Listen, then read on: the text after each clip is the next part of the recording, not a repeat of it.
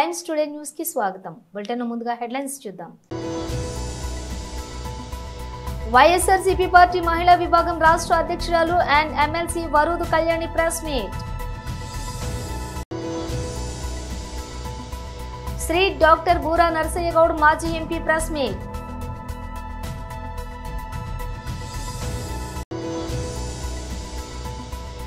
సంగారెడ్డిలో మాజీ మంత్రి ఎమ్మెల్యే హరీష్ రావు విలేకరుల సమావేశం.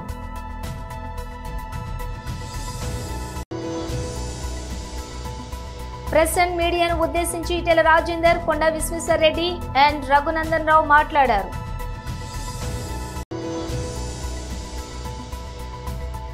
దయాల పనిపట్టే మంత్రగత్తె, ఈసారి తమన్నా వంతు.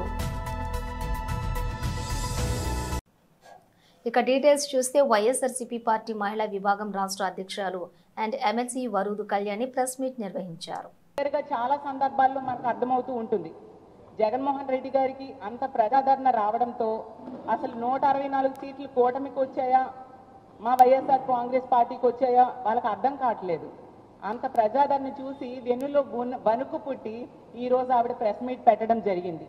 ప్రెస్ మీట్ పెట్టడానికి, జగనన్నను తిట్టడానికి ఈవిడికి సమయం ఉంటుంది. కానీ ఇదే విశాఖపట్నంలో మొన్ననే తల్లి కూతుర్ల మీద ఒక ప్రేమోన్మాది దాడి చేస్తే తల్లి దారుణంగా రక్తం మడుగులో చనిపోయింది. ఆ బిడ్డ మననే మేము పరామర్శ చేయడం జరిగింది. ఆ బిడ్డ చావు బ్రతుకులతో పోరాడుతూ ఉంది హాస్పిటల్లో. కనీసం పరామర్శ చేయడానికి కూడా హోమ్ మినిస్టర్ గారికి సమయం లేదు. కానీ మా జగనన్నను తిట్టడానికి మాత్రం ప్రెస్ మీట్లు పెట్టడానికి ఈవిడికి సమయం ఉంటుంది.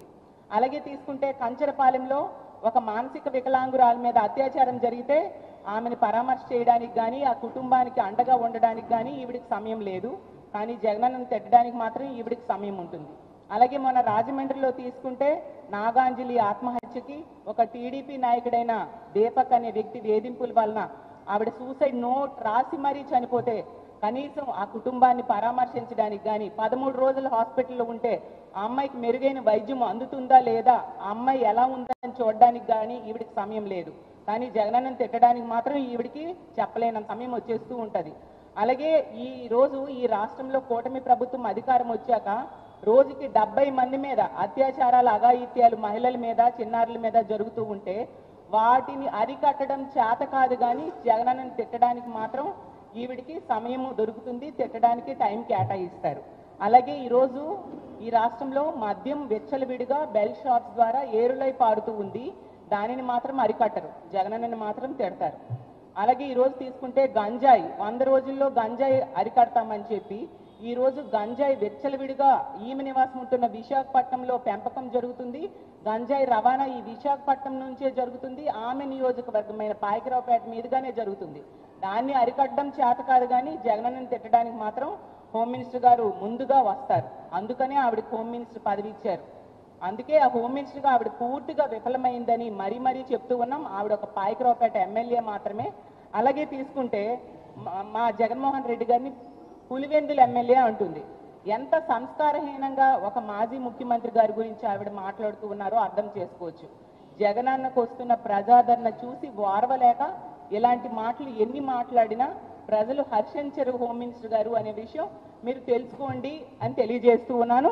అలాగే జగనన్న అంట క్రిమినల్లా మాట్లాడుతున్నారంట. అసలు మీరు ఏం మాట్లాడుతున్నారు? అసలు పోలీసుల విషయంలో తీసుకుంటే శ్రీ డాక్టర్ బూరా నరసయ్య గౌడ్ మాజీ ఎంపీ ప్రెస్ మీట్ నిర్వహించారు. ఈరోజు మీడియా సమావేశానికి వచ్చేసిన మీడియా మిత్రులందరికీ ధన్యవాదాలు. ప్రత్యేకంగా తెలంగాణ రాష్ట్రంలో ఒక ఐకాన్, తెలంగాణ టైగర్గా పిలువబడే ఆల నరేందర్ గారి యొక్క వర్ధంతి సందర్భంగా బీజేపీ యావత్ కార్యకర్తలు, నాయకుల తరఫున వారికి మనస్ఫూర్తిగా నివాళులు అర్పిస్తున్నాం. అదేవిధంగా ముఖ్యంగా ఈరోజు మీడియా సమావేశం 3 అంశాల మీద మాట్లాడుతున్నాను. ఒకటి ముద్రా లోన్స్, అన్ని పాజిటివ్, నెగిటివ్ ఏం లేదు.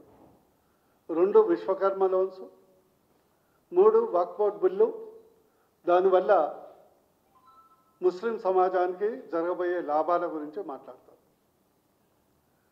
మీ అందరికీ తెలుసు, మోడీ గారు దేశం, ధర్మం, డెవలప్మెంట్, ఈ మూడు అందరికీ తెలుసు. తన మొత్తం రాజకీయ జీవితాన్ని, పరిపాలన దక్షతను అమలు చేస్తున్నారు. ఈరోజు అత్యధిక మంది ప్రజలు, కుటుంబాలు బతికేది స్మాల్ అండ్ మైక్రో ఇండస్ట్రీస్ మీద. వ్యవసాయం తర్వాత అత్యధిక మందికి ఉపాధి కల్పించేది ఎంఎస్ఎంఈ సెక్టర్. మన జీడిపిలో ప్రధాన పాత్ర పోషించేది ఎంఎస్ఎంఈ సెక్టర్. మన ఆర్థిక వ్యవస్థకు వెన్నుముక్క లాంటిది ఎంఎస్ఎంఈ సెక్టర్. 75 సంవత్సరాలు ఈ యొక్క సెక్టర్ని మన స్వాతంత్రం వచ్చిన తర్వాత చాలా వరకు మర్చిపోయారు. కానీ మోడీ గారు వచ్చిన తర్వాత దేశానికి వెన్నుముక్క అయ్యేటువంటి ఈ సెక్టర్ని, specially small and micro units development కొరకు ఎలాంటి కొలాటరల్స్ లేకుండా, అంటే ఎలాంటి జామీను లేకుండా ముద్రా లోన్, ప్రధానమంత్రి ముద్రా యోజన ప్రవేశపెట్టడం జరిగింది 2015లో. ఇప్పుడు 10 సంవత్సరాలు అయిపోయింది. ఈ సందర్భంగా బీజేపీ కార్యకర్తగా మీ ద్వారా దేశ ప్రజలందరికీ గర్వంగా మేము చెప్పదలుచుకున్నాం. ప్రపంచంలో అతిపెద్ద ఎకనామిక్ స్కీమ్ ఇది. ఈరోజు 52 కోట్ల మంది స్మాల్ ఇండస్ట్రియలిస్ట్, అంటే చిన్న పారిశ్రామికవేత్తలకు 32. సంగారెడ్డిలో మాజీ మంత్రి ఎమ్మెల్యే హరీష్ రావు విలేకరుల సమావేశం నిర్వహించారు. మన నియోజకవర్గ ఇన్ఛార్జ్ తమ్ముడు ఆదర్శ్ రెడ్డి గారికి, శాసన మండలిలో ప్రతిపక్ష నాయకులు, గౌరవనీయులు, పెద్దలు, 2001 నుంచి కేసీఆర్ వెన్నంటి ఉండి నడిచినటువంటి ఉద్యమకారులు పెద్దలు మధుసూదనాచారి గారికి, మన సంగారెడ్డి జిల్లా బీఆర్ఎస్ పార్టీ అధ్యక్షులు, సంగారెడ్డి శాసనసభ్యులు పెద్దలు చింతా ప్రభాకర్ గారికి, మాజీ ఎమ్మెల్యే గారు గౌరవనీయులు సత్యనారాయణ గారికి, మన డిసిఎంఎస్ చైర్మన్ గౌరవనీయులు శివకుమార్ గారికి, మన పటాన్చెరు కార్పొరేటర్ సోదరుడు మెట్టు కుమార్ యాదవ్ గారికి, అదేవిధంగా మా తెల్లాపూర్ మున్సిపల్ చైర్మన్ లలితా సోమరెడ్డి గారికి, అదేవిధంగా మా బొల్లారం మున్సిపల్ చైర్మన్ రోజా బాలరెడ్డి గారికి, మా సీనియర్ నాయకులు గోవర్ధన్ రెడ్డి గారికి, ఇంకా ఈ కార్యక్రమంలో పాల్గొంటున్నటువంటి ఆత్మ కమిటీ చైర్మన్ కుమార్ గారు, సీనియర్ నాయకులు వెంకటేష్ గౌడ్ గారు, తొంటంజన్న గారు, రాజేష్ గారు, ప్రభాకర్ రెడ్డి గారు, దేవన్న గారు, పరమేశ్వర్ గారు, అదేవిధంగా శ్రీధర్ చారి గారు, పృథ్వీ గారు, మరి మాజీ ఎంపీపీ సంజీవ్ రెడ్డి సాబ్, చంద్రశేఖర్ గారు, మా సీనియర్ నాయకులు పెద్దలు రాజేశ్వర్ రెడ్డి గారికి, కుమార్ గౌడ్ గారికి, గోవింద్ గారికి, బూన్ గారికి, అమీన్పూర్, తెల్లాపూర్, బొల్లారం మా మున్సిపల్ కౌన్సిలర్లకు, పార్టీ సీనియర్ నాయకులకు, మాజీ సర్పంచ్లకు, మాజీ ఎంపీటీసీలకు, వేదిక మీద ఉన్న పెద్దలకు, ఉద్యమకారులకు, బీఆర్ఎస్ పార్టీ కార్యకర్తలకు, ఇంకెవరన్నా పేరు మర్చిపోతే అన్యదా భావించద్దు. ప్రతి ఒక్కరికి, మా సంగారెడ్డి పటాన్చెరు పత్రికా విలేకరులకు, మా పెద్దలు సీనియర్ నాయకులు జైపాల్ రెడ్డి గారు దూరం కూర్చుని నిలబడ్డాడు, బుచ్చిరెడ్డి అన్న, జైపాల్ రెడ్డి గారు, మా టీఎన్జిఓ మాజీ రాజన్న, అందరికీ వేదిక మీద ఉన్న పెద్దలకు పేరు పేరున నమస్కారం. మా రుద్రారం స్థానిక సర్పంచ్ సుధీర్ గారు మంచి స్వాగతం చెప్పిండు. సుధీర్ గారికి ఈరోజు రాష్ట్రం అంతా కూడా కేసీఆర్ వైపు చూస్తూ ఉంది. ఏడాది అర్థంలో కుల్లం కుల్లా అయిపోయింది. పాలేందో నీళ్ళేందో తేలిపోయినాయి. 10 ఏళ్ల కేసీఆర్ పాలన ఎట్లుంది, ఏడాది అర్థం రేవంత్ రెడ్డి పాలన ఎట్లా ఉందో ప్రజలకు కుల్లం కుల్లా అర్థమైపోయింది. రేవంత్ రెడ్డి అన్ని మాటలే తప్ప చేతలు లేవు అని ఇలా కుల్లా అర్థమైపోయింది. ఏం చెప్పిండు ఆ రోజు? చెప్పింది ఒక్కటన్నా అమలవుతుందా? మేము రాగానే ఎల్ఆర్ఎస్ ఫ్రీగా చేస్తాము, కేసీఆర్ గారు డబ్బులు లాగుతుండు అన్నాడు. ఇప్పుడు ఏం చేస్తుండు? ఎల్ఆర్ఎస్ ముక్కు విండి ఇలా పేద ప్రజల దగ్గర ఎల్ఆర్ఎస్ డబ్బులు వసూలు చేస్తుండు. ఆ రోజు ఏమన్నాడు? మేము వస్తే ఫార్మాసిటీ భూములన్నీ రైతులకు వాపస్ ఇస్తా అన్నాడు. ఇవాళ ఏమంటుండు? లేలే కేసీఆర్ 14,000 తీసుకున్నాడు. ప్రెస్ అండ్ మీడియాను ఉద్దేశించి ఇటెల రాజేందర్, కొండ విశ్వేశ్వరరెడ్డి అండ్ రఘునందన్ రావు మాట్లాడారు. యూనివర్సిటీకి సంబంధించినటువంటి భూమి కొందరు చెప్తున్నారు ఇలా రేవంత్ రెడ్డి కొట్లాడిండు బాగా సుప్రీంకోర్టుకు పోయి. రేవంత్ రెడ్డికే వకీలు వేరే వాళ్ళని పెట్టుకొని కొట్లాడతాడు. ఈయన పోయి కొట్లాడింది ఏందో నాకు తెలియదు. భూమి ఇచ్చింది 2004లో ఇచ్చింది అప్పుడున్నటువంటి ప్రభుత్వం, ఆంధ్రప్రదేశ్ ప్రభుత్వం. దాన్ని తర్వాత వచ్చినటువంటి ప్రభుత్వం 2006లో రద్దు చేసింది. దాని మీద కోర్టుకు పోయినరు. ప్రభుత్వం పోలే కోర్టుకి, రేవంత్ రెడ్డి పోలే, చంద్రశేఖరరావు పోలే, ఇంకెల్ఐ పోలే, మల్లయ్య పోలేదు. భూమి ఏ కంపెనీకి అయితే ఐఎంజీ అనేటువంటి కంపెనీకి అలాట్ అయిందో ఐఎంజీ కంపెనీ నాకు ఇచ్చిన భూమిని తర్వాత వచ్చిన ప్రభుత్వం గుంజుకున్నది. ఇది మంచి పద్ధతి కాదు, నాకు ఇయ్యండి, నేను క్రీడల్ని అభివృద్ధి చేస్తా అని పోయింది. నీకు అది చేసేటువంటి శక్తి కానీ సామర్థ్యం కానీ లేదు, నీకు అది ఆ భూమి ఇవ్వడం తప్పు అని చెప్పి హైకోర్టు ఆ కేసుని కొట్టివేసింది. హైకోర్టు కొట్టేసిన తర్వాత మళ్ళీ రాష్ట్ర ప్రభుత్వం పోలేదు. మళ్ళీ అదే సంస్థ సుప్రీంకోర్టుకు పోతే హైకోర్టు ఇచ్చినటువంటి తీర్పు కరెక్టే ఉంది, దాంట్లో మేము ఇన్వాల్వ్ కావాల్సినటువంటి అవసరం లేదని చెప్పి సుప్రీంకోర్టు 2024 సంవత్సరం లోపల ఆ జడ్జిమెంట్ని కన్ఫర్మ్ చేసింది, హైకోర్టు ఇచ్చిన జడ్జిమెంట్ని. ఇక 2024 కంటే ముందు ఈయన పోయింది ఎక్కడ, ఈయన వకాలత్ చేసింది ఎక్కడ, ఈయన ఆర్గ్యూ చేసింది ఎక్కడ, ఈయన ప్లీడర్లను కలిసింది ఎప్పుడు, అసలు వీళ్ళ కేసు ఉన్నదనే విషయం కూడా తెలియదు. సరే వచ్చింది, ఇవాళ విషయం ఏంది? అప్పుడు 400 ఎకరాలు ఇవ్వడాన్ని హైకోర్టు తప్పుపట్టింది. హైకోర్టు వెనక్కి ఇమ్మన్నది. వెనక్కంటే ఆ భూములు ఎవరి? ఆ భూములు 2324 ఎకరాలకు సంబంధించినటువంటి భూములు, అంటే సెంట్రల్ యూనివర్సిటీ భూములు. ఆ 400 ఎకరాలు మీరు ఇచ్చిందే చెప్తున్నారు 2324. ఇందిరమ్మ రాజ్యం పొద్దుగాలైతే ఇందిరమ్మ పేరు లేకపోతే వీళ్ళకి బతుకు తెరవేలేదు. మరి ఆ ఇందిరమ్మ అప్పుడు ఇచ్చినటువంటి సెంట్రల్ యూనివర్సిటీ భూములు 2324 ఇప్పుడు యాజ్ ఇట్ ఈస్గా కాంపౌండ్ వాళ్ళు కట్టిరు రేవంత్ రెడ్డి గారు. మిగతా పంచాయతీలన్నీ తర్వాత మాట్లాడుకుందాం. ఒకవేళ 2324 లేవు, 2012లో అప్పటి కలెక్టర్ రాసినట్టు 2185 ఎకరాలే ఉన్నాయి. అందులో ఈ 400 ఎకరాలు కూడా వీళ్ళదనే చెప్పిండు కలెక్టరు, కానీ కోర్టు పరిధిలో ఉందని రాసిండు. కోర్టు ఎలా భూమి ఆ ప్రైవేట్ వ్యక్తిది కాదు అని చెప్పింది. అంటే భూమి ఎవరిది అవుతుంది? సెంట్రల్ యూనివర్సిటీది అవుతుంది. 2185 ఎకరాలు 2012వ సంవత్సరంలో ఉమ్మడి ఆంధ్రప్రదేశ్లో రంగారెడ్డి జిల్లా కలెక్టర్ ఏ భూములైతే సెంట్రల్ యూనివర్సిటీ భూములని రాసిండో అవి సెంట్రల్ యూనివర్సిటీకి ఇచ్చేస్తే పంచాయతీ అయిపోతుంది. ఇక నిన్న మన కొందరు శుద్ధ పూసలు మాట్లాడుతున్నారు, మేమే కాపాడినాం భూములను, మా నాయననే కొట్లాడిండని. అసలు తప్పు వాళ్ళు చేసారు. మీకు ఇప్పుడు ఉత్తరం కాపీ ఇస్తా. 2012లో హెచ్ఆర్డి మినిస్టర్ హోదాలో గౌరవనీయులు Dharmendra Pradhan garu then Telangana chief minister Chandrashekhar Rao గారికి ఉత్తరం రాసి ఈ భూములు 2185 ఎకరాల భూములు ఏవైతే ఉన్నాయో ఆ భూముల్ని సెంట్రల్ యూనివర్సిటీ పేరు మీద ఎలినేట్ చేయమని చెప్పారు. ఇలా చెప్తుండొచ్చు కోర్టులో కేసు ఉంది కాబట్టి ఎలినేట్ చేయలేదు. కోర్టులో కేసు 400 పక్కన పెడితే మిగతా 1785 ఎకరాలన్నా సెంట్రల్ యూనివర్సిటీ కాంపౌండ్ వాళ్ళు కట్టాల్సింది ఉండే కదా అప్పుడున్నటువంటి టీఆర్ఎస్ ప్రభుత్వం. నీళ్లు, నిధులు, నియామకాలు, మా భూములు మాకే, ఇది కదా తెలంగాణ పంచాయతీ. బాగా చదువుకున్నావు కదా కేటీఆర్, మరి ఎందుకు 1785 ఎకరాలు 2012లో కలెక్టర్ రాస్తే 10 ఏళ్ళు మీరు భూములు వంచిర్రు, పైసలు వంచిర్రు, మస్తు తెలంగాణని బంగారుతూ. తమన్నా గ్లామరస్ రోల్స్ కి కేఆర్ఎఫ్ అడ్రస్ గా కనిపిస్తూ వచ్చింది. ఆ తర్వాత ఆమె నాయిక ప్రధానమైన పాత్రలను పోషిస్తూ వెళ్తోంది.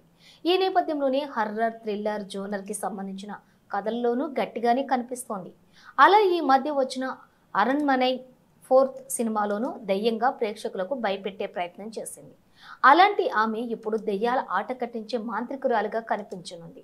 తమన్నా మాంత్రికురాలిగా కనిపించే ఆ సినిమా పేరే ఓదెలా 2. అశోక్ తేజ దర్శకత్వంలో రూపొందిన ఓదెలా రైల్వే స్టేషన్ 2022లో థియేటర్స్కి వచ్చింది. హెబ్బా పటేల్ ప్రధానమైన పాత్రను పోషించిన ఆ సినిమా ఆశించిన స్థాయిలో ఆకట్టుకోలేకపోయింది. అలాంటి ఆ సినిమాకి ఇది సీక్వెల్. ఆ సినిమా క్రైమ్ థ్రిల్లర్గా పలకరిస్తే ఈ సినిమా హర్రర్ థ్రిల్లర్గా అలరించనుంది. సంపత్ నంది కథ, స్క్రీన్ ప్లే అందించిన సినిమా ఇది. ఏప్రిల్ 17వ తేదీన ఈ సినిమాను భారీ స్థాయిలో విడుదల చేస్తున్నారు. ఈ సినిమా నుంచి రీసెంట్గా వదిలిన ట్రైలర్ కొంతవరకు భయపెట్టిందనే చెప్పాలి. నయనతార, అనుష్క, త్రిష, హన్సిక దయ్యం ఆవహించిన పాత్రలను చేశారు. అలాగే తమన్నా కూడా ఈ తరహాలో పాత్రలనే నటించింది. అయితే దయ్యంగా కనిపించడం వేరు, దయ్యాలను మంత్రశక్తితో ఎదిరించే మాంత్రికురాలుగా మెప్పించడం వేరు. సప్తమోక్ష పురాలలో సాధన చేసినట్టుగా చెప్పుకుంటున్న ఈ అందాల మాంత్రికురాలు ఎంతవరకు భయపెడుతుందనేది చూడాలి. సింగరేణి బొగ్గుగన్లో పనిచేసి పదవి విరమణ పొందిన రిటైర్డ్ కార్మికులకు కనీస పెన్షన్ 10,000కు పెంచాలని పెద్దపల్లి ఎంపీ గడ్డం వంశీకృష్ణ కోరారు. ఈ మేరకు పెద్దపల్లి జిల్లా గోదావరి ఖనిలో ఆయన పర్యటించారు.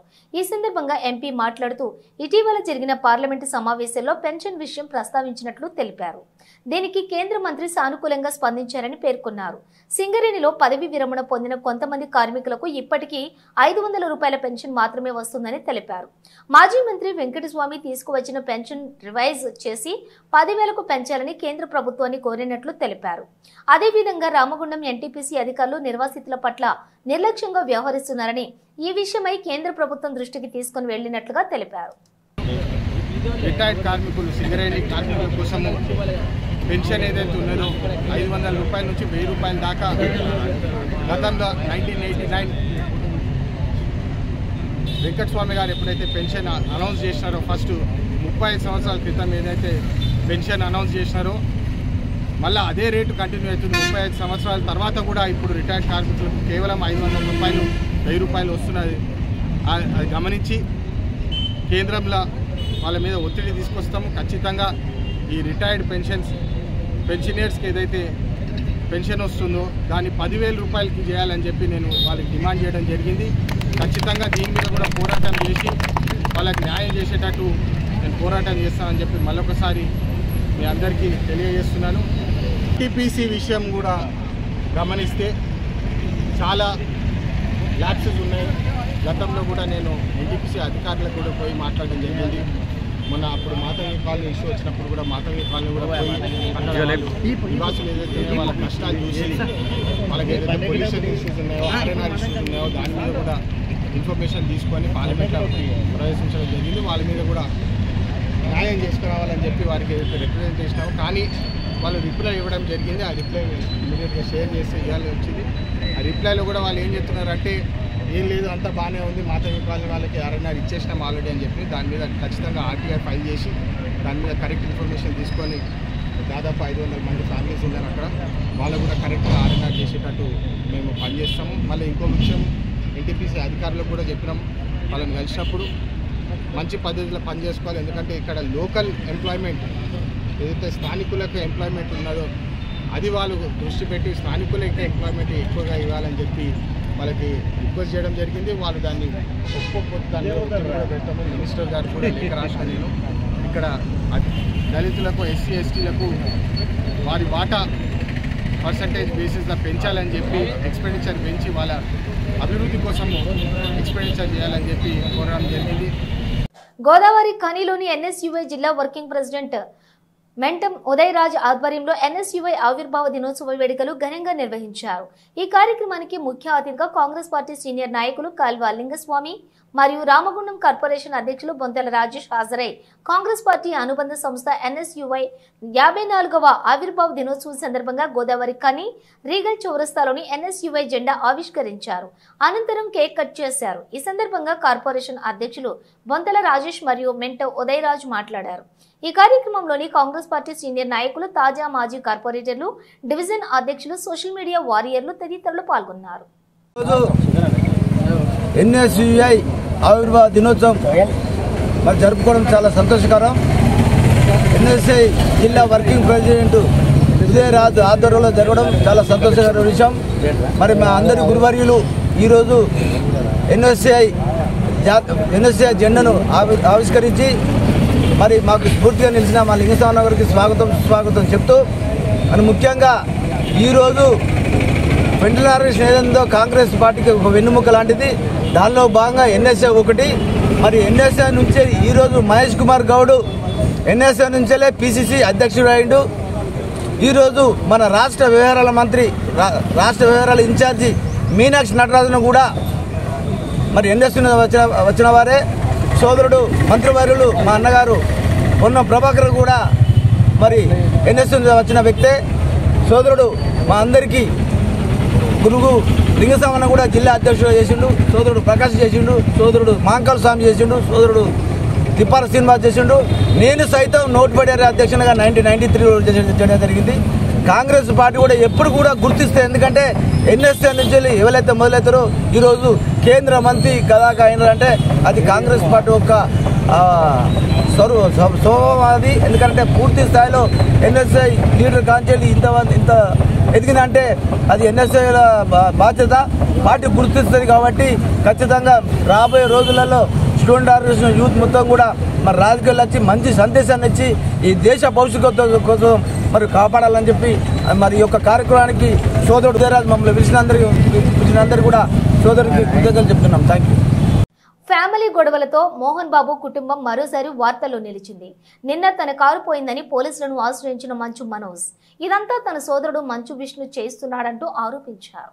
ఈ క్రమంలో ఇవాళ ఉదయం జల్పల్లిలోని మోహన్ బాబు ఇంటి వద్దకు చేరుకున్న ఆయన గేటు బయట బైఠాయించి నిరసన తెలిపారు. ఈ సందర్భంగా మీడియాతో మాట్లాడిన మంచు మనోజ్ కీలక వ్యాఖ్యలు చేశారు. తమది ఆస్తి గొడవ కాదన్నారు. తన జుట్టు విష్ణు చేతుల్లో పెట్టేందుకు ఇలా చేస్తున్నారని ఆరోపించారు. ఇంట్లో తన పెంపుడు జంతువులు వస్తువులు ఉన్నాయని వాటి కోసమే ఇక్కడికి వచ్చానని తెలిపారు. తనకు ఈ ఆస్తి వద్దని ఎప్పుడో తండ్రికి చెప్పానని, ఇది ఆస్తి గొడవ కాదని చెప్పారు. విద్యార్థుల భవిష్యత్తు కోసమే ఇదంతా అన్నారు. అక్కడే ఈ గొడవ మొదలైందని తెలిపారు. డిసెంబర్ నుంచి గొడవలు జరుగుతున్నా పోలీసులు ఇప్పటి వరకు ఛార్జ్షీట్ నమోదు చేయలేదని మనోజ్ వాపోయారు. ఇక ఈ నెల 1న పాప పుట్టినరోజు సందర్భంగా రాజస్థాన్కు వెళ్లిన తర్వాత విష్ణు ప్లాన్ చేసి ఇదంతా చేశారని ఆరోపించారు. తెల్లవారుజామున విష్ణు అనుచరులు వచ్చి కార్లను తీసుకెళ్లడంతో పాటు తన సెక్యూరిటీపై దాడి చేశారని మనోజ్ తెలిపారు.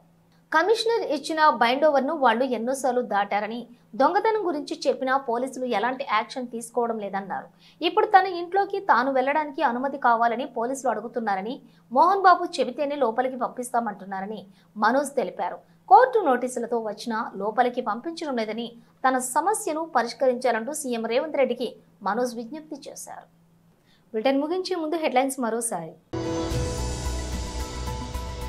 వైఎస్ఆర్సీపీ పార్టీ మహిళా విభాగం రాష్ట్ర అధ్యక్షురాలు and MLC Varudu Kalyani press meet. Shri doctor Boora Narasaiah Goud మాజీ MP press meet.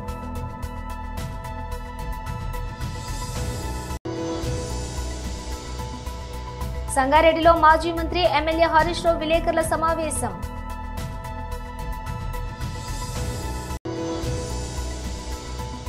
Press and మీడియాను ఉద్దేశించి ఈటెల రాజేందర్, కొండా విశ్వేశ్వర్ రెడ్డి అండ్ రఘునందన్ రావు మాట్లాడారు.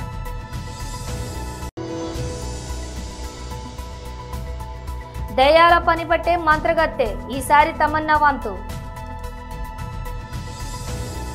ఇవి బులెటిన్ విశేషాలు. మరో బులెటిన్తో మళ్ళీ కలుద్దాం.